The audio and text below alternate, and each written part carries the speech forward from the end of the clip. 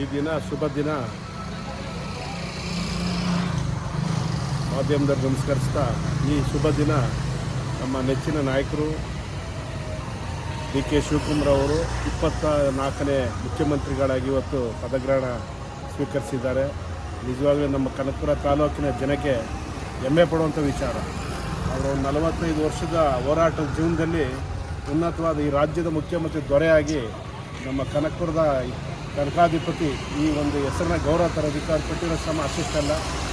ಅವರ ಬೆಂಬಲವಾಗಿ ನಾವು ಈ ಕಾಂಗ್ರೆಸ್ ಕಟ್ಟಾಳಾಗಿ ಅವರು ಹಿಂಬಾಲಾಗಿ ಕೆಲಸ ಮಾಡಿದ್ದೇವೆ. ಈ ಮುಂದೆ ಈ ರಾಜ್ಯದ ದೊರೆಯಾಗಿ ಈ 2 ವರ್ಷಗಳಲ್ಲಿ ಮುಖ್ಯಮಂತ್ರಿಗಳಾಗಿ 28ನೇ ಇಸ್ವಿನಲ್ಲೂ ಅವರು 5 ವರ್ಷ ಮುಖ್ಯಮಂತ್ರಿಯಾಗಿ ವೆಂಕಯ್ಯರಮ್ಮನ ಆಶೀರ್ವಾದ, ಮರ್ಸನಾಳಮ್ಮನ ಆಶೀರ್ವಾದ, ಅಜ್ಜಯ್ಯನವ್ರು ನಂಬಿರ್ತಕ್ಕಂಥ ಅವರ ಆಶೀರ್ವಾದದಿಂದ ಆ ಒಂದೊಂದು ಆಡಳಿತ ಯಶಸ್ವಿಯಾಗಿ ಶುಭವಾಗಿ ರೈತರಿಗೆ ಬೆಳೆಯಾಗಿ ಸುಭಿಕ್ಷದಿಂದ ಎಲ್ಲ ಈ ರಾಜ್ಯಕ್ಕೆ ಒಳ್ಳೆಯದಾಗಲಿ ಅಂತ ಹೇಳ್ತಾ ಈ ಶುಭ ದಿನದಲ್ಲಿ ಭಗವಂತ ಅವ್ರಿಗೆ ಆಯಸ್ಸು ಆರೋಗ್ಯ ಭಾಗ್ಯ ಕೊಟ್ಟು ಕಾಪಾಡಲಿ ಅಂತ ನಾನು 2 ಮಾತು ಮುಗಿಸ್ತೀನಿ. ಜೈ ಹಿಂದ್, ಜೈ ಕರ್ನಾಟಕ.